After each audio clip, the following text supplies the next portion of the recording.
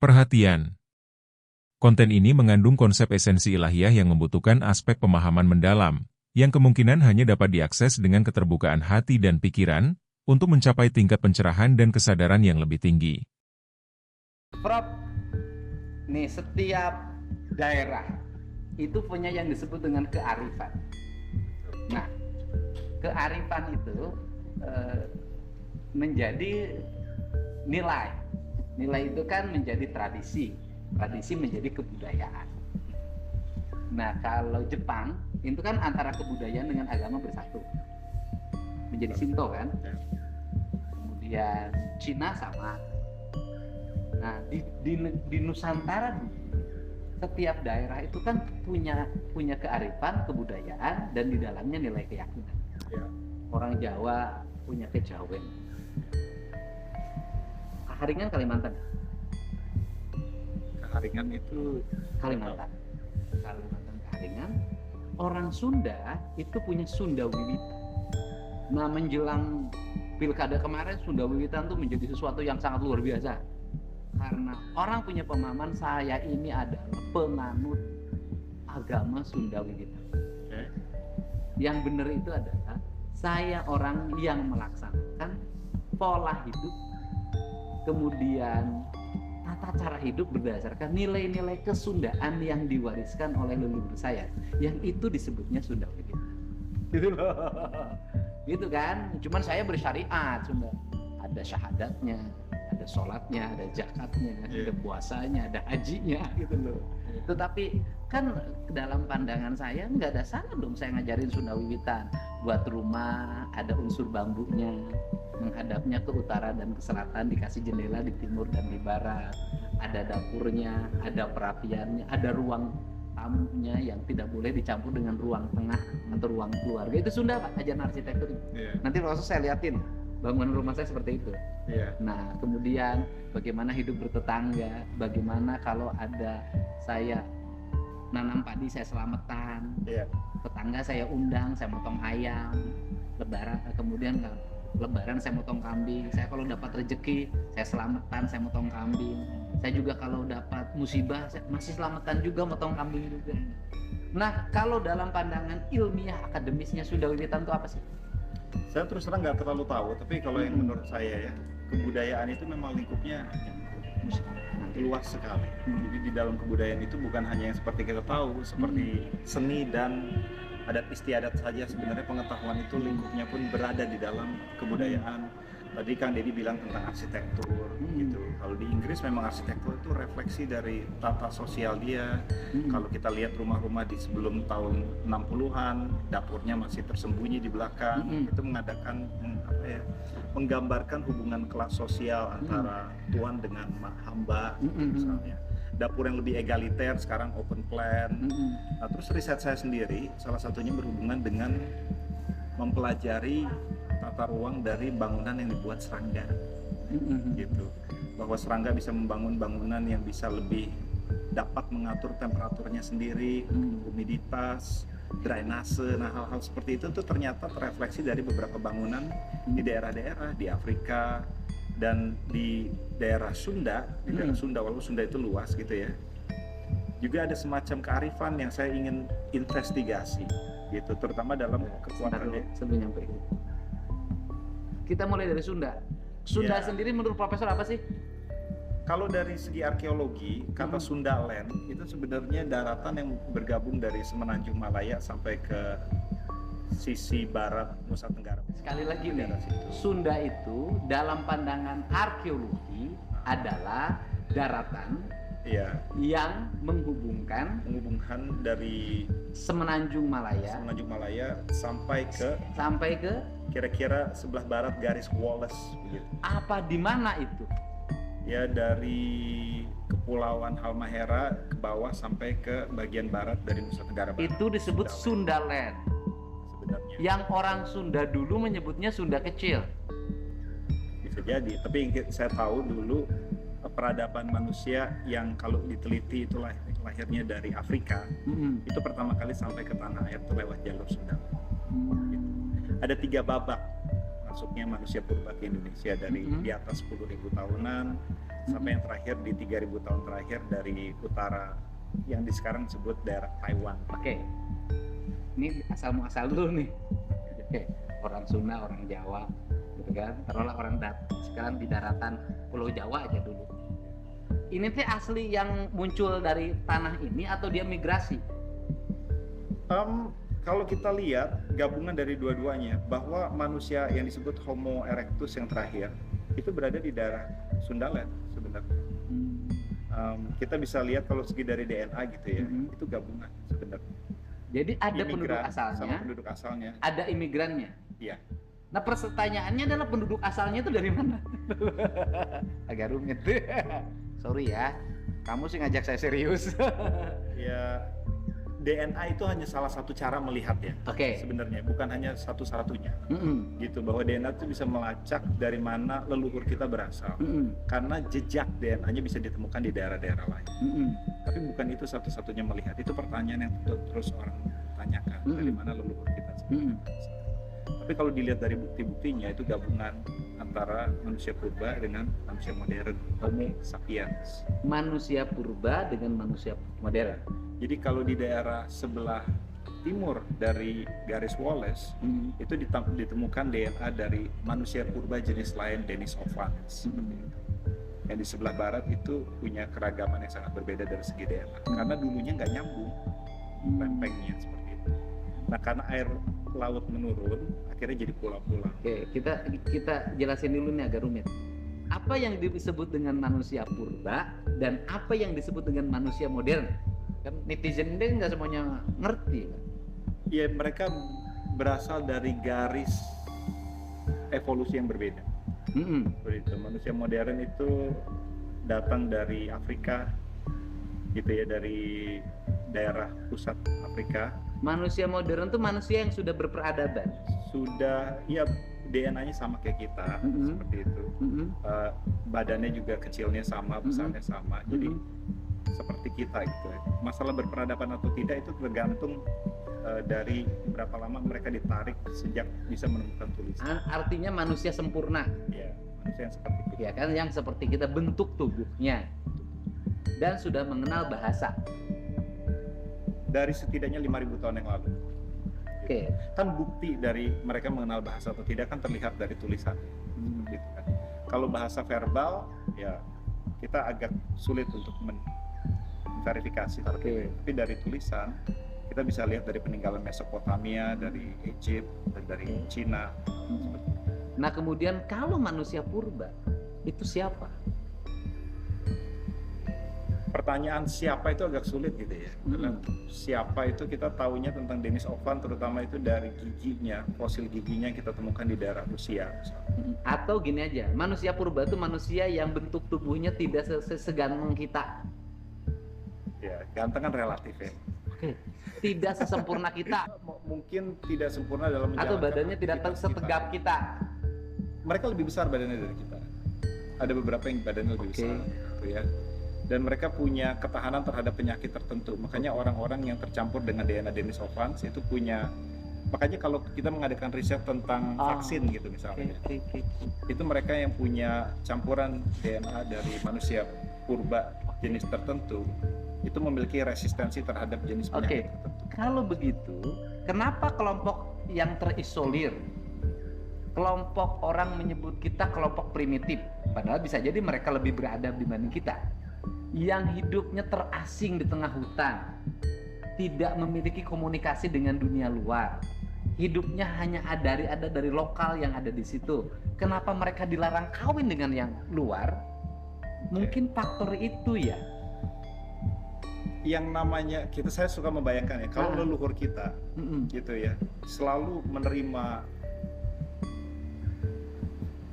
influence dari luar tanpa menahan sama sekali, mungkin kita nggak akan survive sampai sekarang gitu ya. Jadi kita bisa mengerti bahwa mereka melarang mencampur DNA atau perkawinan antar ras dengan antar ras. Itu mungkin juga salah satu mekanisme untuk mempertahankan kelangsungan hidup dari sukunya. Berarti profesor yang menabrak aturan leluhur ya? Bisa jadi ya, kita kan gini, sebagai ilmuwan kan kita mencoba memahami apa sih yang melandasi perilaku sebuah suku tertentu untuk tidak mau mencampuri dalam hal perkawinan dengan suku-suku yang lain. Salah satu cara untuk menjelaskannya adalah mereka resisten terhadap gangguan dari luar seperti itu. Ya, kita bisa pahami itu, walaupun sekarang kita bisa bermasalah ya kalau ngomong itu karena masuk dalam lingkup rasisme segala macam seperti itu. Tapi seorang ilmuwan harus terbuka untuk melihat penjelasan-penjelasan apa. Berarti kan tidak gini loh.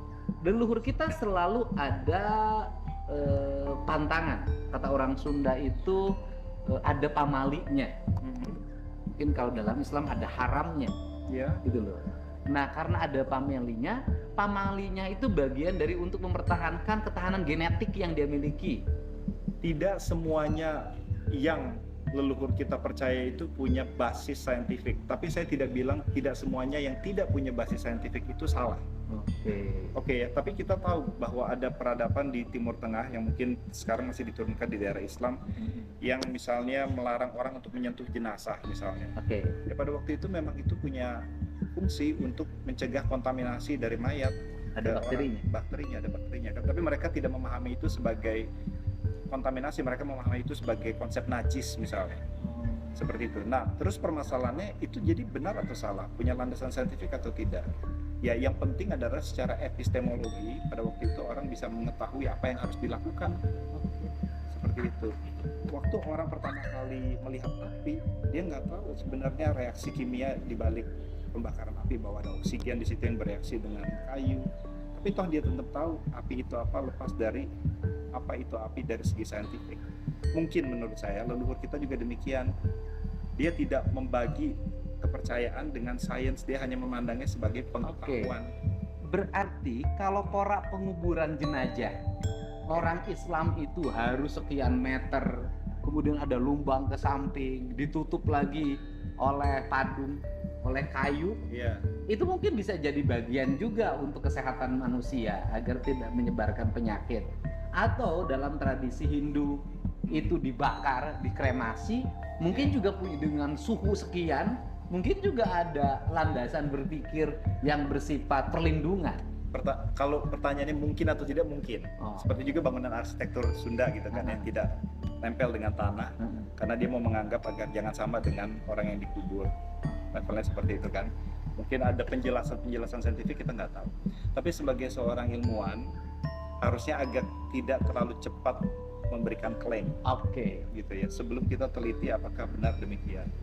Pokoknya ilmuwan itu tidak bisa membuat sebuah pernyataan yang spontan, kecuali berdasarkan riset yang dia lakukan dulu. Betul, jadi kalau ilmuwan itu metode penelitiannya ini agak sedikit teknis gitu ya, deduktif dan induktif. Eksperimen, hal-hal yang sifatnya mengadakan hipotesa dari rangkaian laboratorium eksperimen itu tidak pernah konklusif sifatnya. Jadi agak sedikit tabu bagi ilmuwan, bahkan ilmuwan yang ternama sekalipun melakukan penelitian lalu bilang ini 100% demikian. Agak sedikit tabu. Jadi kalau orang mudah memberikan penilaian pada orang lain, memberikan justifikasi pada belum dilakukan sebuah riset, berarti bukan ilmuwan. Apalagi bukan risetnya sendiri. Kan begitu. Kita salah satu ciri keilmuan adalah skeptis. Itu buayawan kayaknya. Oke, itu kan dari situ. Nah, ini pertanyaan, mungkinkah terjadi perkawinan antara manusia modern dengan manusia purba? Bukan mungkin, sudah terjadi. Kita pernah melihat bukti bahwa ada DNA yang tercampur, terutama di daerah-daerah Polynesian segala macam. Polynesian itu mana? Ya mungkin di daerah American Samoa segala macam, di daerah kepulauan. Apa yang dihasilkan dari perkawinan itu? Ya manusia modern yang seperti kita kenal, tapi yang di daerah-daerah sekitar New Zealand, Aborigine segala macam. Nah, sekarang kembali pada Sunda. Jadi Sunda itu dalam arti pandangan ilmu pengetahuan tadi itu adalah daratan. Sundaland. Sundaland itu sebuah teritori. Teritori wilayah. Daratan ya. Yang menghubungkan sebelum air lautnya meninggi. Berarti Jawa itu dulu Sunda kalau dari sisi bahasa tadi, dari sisi arkeologi. Ya bukan hanya Jawa kan. Kalimantan itu Sunda, Bali itu Sunda, Sebagian. Nusa Tenggara Timur itu Sunda, Ya. Sampai Sumatera itu Sunda. yes. Dari sisi Sundaland. bahasa, Sundanya namanya Sundaland. Ya. Jadi kalau ada salah seorang tokoh budaya yang mengatakan Sundaland tuh sampai India kan, itu benar. Dari sisi Kurang tahu. kurang tahu, Saya kurang itu tahu. bedanya kalau ilmuwan. Saya kurang tahu. Mungkin bukan bidang saya. Oke. Nah, kemudian, sekarang dari Sunda, Sundaland kayak tadi, kemudian ke Sunda Wiwitan. Apa itu Wiwitan? Nah ini mungkin saya mau tanya Kang Deddy sebenarnya. Apa itu Sunda Wiwitan? Ya kalau dalam saya Wiwitan tuh artinya memulai, awal. Jadi Sunda Wiwitan tuh sistem hidup masyarakat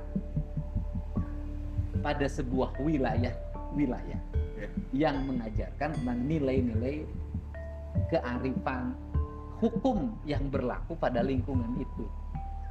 Ya gitu tadi, kayak bikin rumah itu harus pakai kolong, gitu kan? Harus dikasih jendela timur dan barat, menghadapnya ke utara dan ke selatan, tujuannya agar matahari masuk kan.